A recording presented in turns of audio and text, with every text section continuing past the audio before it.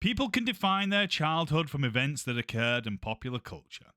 For example, I was of the era where you disappeared until 10 pm, with your parents not giving a shit where you were. The spectrum was cutting edge, BMX was king, and Ronald Reagan was one of the finest presidents that ever lived. It was also the era of Roger Moore and Timothy Dalton as James Bond. Roger Moore played James Bond as a charming, witty, light-hearted gentleman spy. His version was all sarcasm, one-liners and cheeky innuendo, more suave playboy than cold killer. The films went full camp with gadgets that could shag a space station. Moore's Bond was the ultimate fun, relaxed, escapist hero for the 70s and 80s.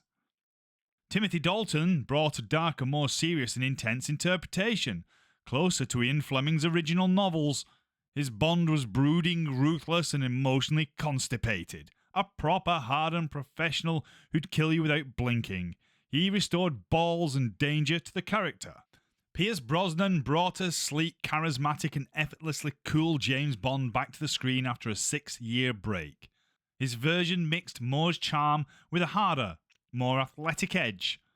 Brosnan's Bond was stylish, quippy and very 90s. The kind of smooth bastard who could seduce your missus whilst blowing up a villain's yacht. Daniel Craig then radically rebooted Bond as a darker, grittier, and more realistic character. His portrayal is physical, brooding, vulnerable, and ruthless. A damaged, complex killer closer to Ian Fleming's original novels. Craig's Bond relies less on gadgets and more on brutal hand-to-hand combat, emotional depth, and raw intensity. He turned the series into a modern, serious action drama with character growth across the 5 films. Although I'm not sure who the fuck he was playing in No Time to Die, it certainly wasn't the James Bond of the previous 4 films, more like his weaker, beta male brother Johnny Bond, who'd gone soft and started therapy. I mean, there you were, or here you were, with the world's most powerful people, your friends, all in one room, a noose around my neck, and your hands on the most valuable weapon in existence. It's like it was like a testimony to your greatness. But of all the Bond eras, this is still my favourite personally. So whilst we await the reveal of the next James Bond, IO Interactive took a detour from the Hitman series to step in the world of 007, releasing 007 First Light on PC, PlayStation and Xbox in May 2026. First Light is an origin story for a young James Bond. The game follows a resourceful but reckless Royal Navy airman who, after a daring solo rescue mission in Iceland, is recruited to MI6 training program. As a new recruit, Bond navigates intense espionage training, rivalries, and his first high-stakes mission under the guidance of MQ and Moneypenny. He faces a global conspiracy involving advanced technology, mercenaries, and a predictive AI threat that could destabilize the world order. Blending stealth, action, gadgets, and globe-trotting adventure, the story shows how the brash young agent becomes the legendary 007. So the question is 007 First Light any good? Is this first entry akin to David Niven's Casino Royale or Daniel Craig's? Well, as Karim said in From Russia with Love, let's try and find out. Assuming you haven't got all the time in the world, here is my 007 First Light review. Spoiler warning though, plot details will follow, so if you don't like them, skip your golden eye to the review section. The game starts with 26-year-old Royal Navy air crewman James Bond, played by Patrick Gibson, who is thrust into the world of espionage during a botched SAS operation in Iceland. When his team is ambushed, Bond becomes the sole survivor. Defying orders, he infiltrates a remote research facility, studying a crashed satellite seized by the ruthless mercenary group Arrowhead. Bond single-handedly rescues the scientists, stops the tech falling into the wrong hands, and blows the place to hell in proper style. M recruits the cocky, rule-breaking Bond into MI6 training program. Starting months behind the other 6 elite candidates, he endures grueling instruction under reluctant mentor John Greenway while forming rivalries and the occasional bromance. As Bond hones his skills, a larger conspiracy emerges, involving a rogue agent, government ministers, and predictive AI and shadowy cabal. What starts as stopping one traitor turns into a globe-trotting race against time that tests Bond's loyalty, morality, and willingness to get his hands proper dirty. But how does it actually play? Man, this game is an absolute stunner. I was playing on PS5 Pro at a rock-solid 60 FPS and it looks ridiculous in the best way.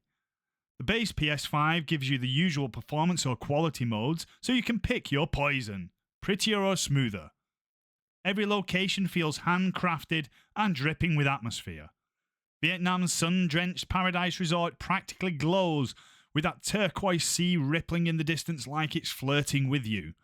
Flip to Antarctica and you're instantly freezing, wind howling and snow whipping through jagged rocks.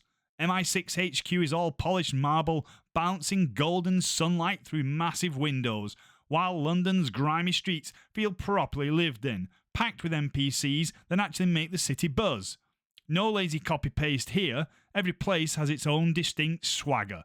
Visually, it's a damn near flawless.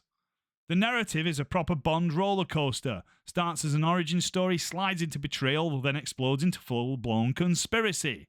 It nails the legacy without feeling like a greatest hits checklist.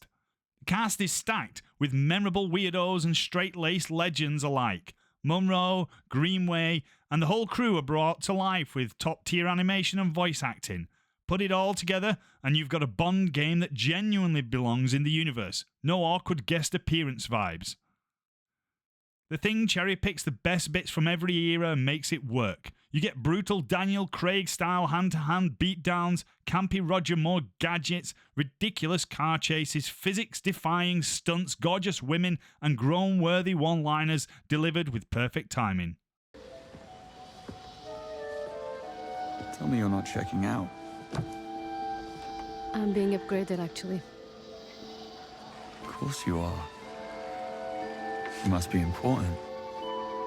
Very.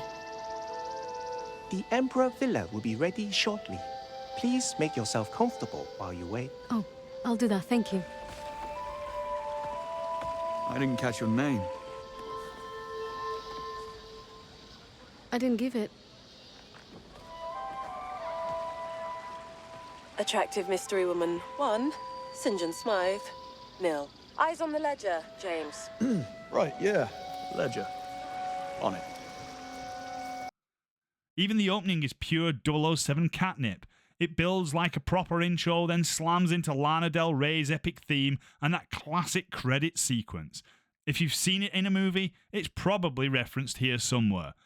The Monty Norman, John Barry motifs woven through the score seal the deal.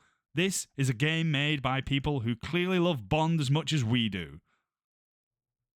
Shaken, not stirred? Well, more like absolutely smashed in the best way possible. Looking more closely at the driving, the beautifully rendered cars from Range Rover to Aston Martin can be fun at times, but on other occasions just feel like unnecessary filler. For example, one part has you driving around the old wreck of a ship for no other reason than solving odd puzzles to get the car across some gaps. This could have been wrapped up in a 1-minute cutscene instead of driving 100 yards, climbing a pipe, lowering a bridge, then driving another 100 yards whilst Q face palms in the background. Nico and Terrell murder. Sopo, the Finnish security service, calls them the Great Whites. There? That, and because they're silent killers. Frankly, I'm amazed you survived the fight. Next time I'll finish it. See if you can find a way to get us across. That was my plan.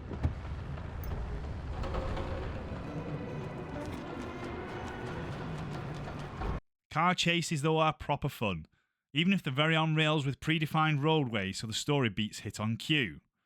That being said, they still nail the typical Bond vehicle mayhem, especially from the Daniel Craig era. All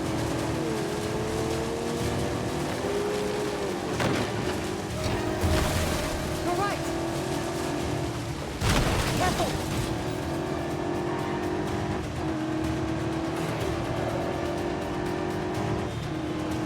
Left, go left.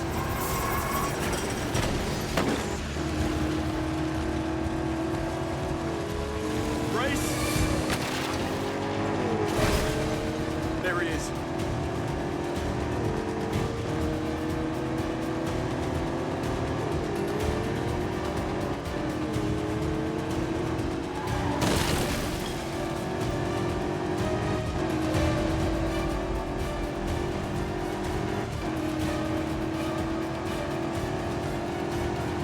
Clear the road! Hold tight.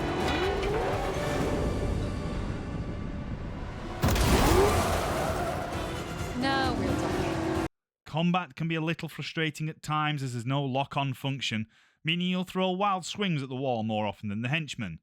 But when it does hit home, it's bone-crunchingly effective, ramming enemies into walls, throwing them over edges, and delivering thumping kicks and punches perfectly capture Casino Royale Craig fights.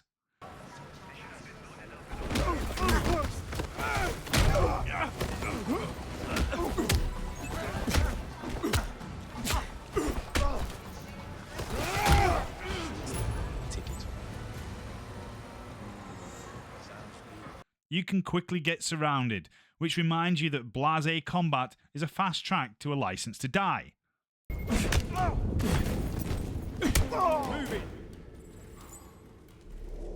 What? That's the guy. Take him and sort you out. He's injured. Rush him. Gunplay is fun with the ability to pick up various weapons from NPCs, each with its own flavour. From the Walther PPK through to 50 cal handguns, shotguns, assault rifles and SMGs, gunfights can turn into epic battles.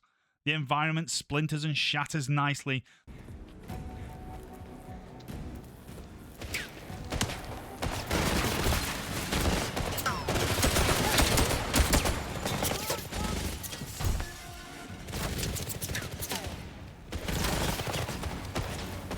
Though sometimes it does feel like it's the sheer gunpower rather than enemy brains causing problems. Happily follow each other round a corner to get blasted in the noggin like they've got the learning ability of a concussed goldfish.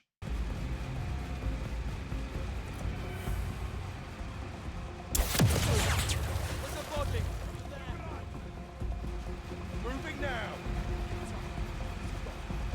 He's alive. What a man to come down. Stop. Converging.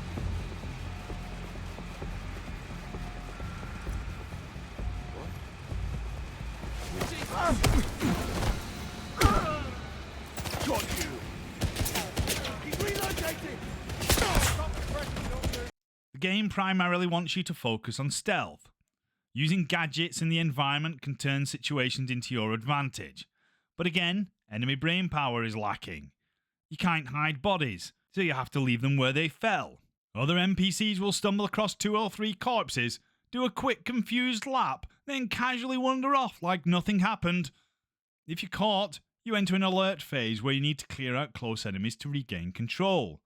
The game also stops you going full diehard by only letting you shoot back once you've been shot at. A clever use of the rules of engagement theory to keep you from turning into John Rambo every 5 minutes. To progress through each chapter, you complete certain tasks, usually with multiple ways to do so. The game mostly lets you figure it out yourself, which is refreshing. Asking NPCs gives hints, and it's not Mensa level, but it's pretty decent. Still can't believe we're married. I have to keep checking my hand and asking myself, How can I help you, sir? I'm looking for a guest. Ellis White. Know where I might find him? Ah, yes. The American and his enthusiastic friends were over by the Velvet Lantern Bar last time I saw. Being a handful. You could say that. You'll find the bar right behind me and down the stairs. I don't suppose you know where I can find a guest of yours, a Miss Teresa Lorca? Couldn't say, sir. I haven't seen Miss Lorca today. All right. Thanks. In prohibited areas, if you're caught, you can fight, fake surrender, or try and bullshit your way past. Who's that? Did you do this? Are they injured? I was just with Ali at the auction. He said I could take a look around your operation. That's fine. Don't get in anyone's way. You won't even know I'm here. No, I've been asking. Not everyone falls for it, but scanning them with your Q watch will reveal strengths and weaknesses so you can plan accordingly. A special mention goes to how the mechanics are introduced. During the Malta training chapter, you're shown gun, combat, driving, and traversing mechanics in a long montage that doesn't feel like a typical tutorial, but more like a natural part of the story. It's clever, thematic, and doesn't get dull on a replay.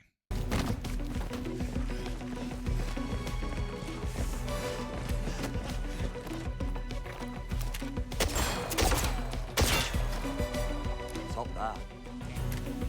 Hit 3 targets. Just look. Something like that. Be my best. You need to be confident, bold, and take chances.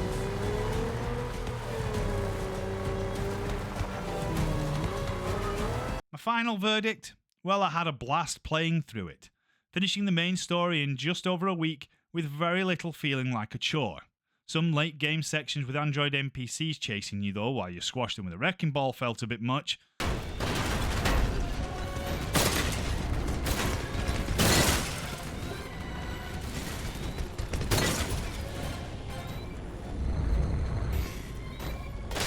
But these were few and far between. As a Bond experience, this hits the nail firmly on the noggin, capturing elements of all the Bond movies into one nicely wrapped package that sits right up there with GoldenEye on the Nintendo 64.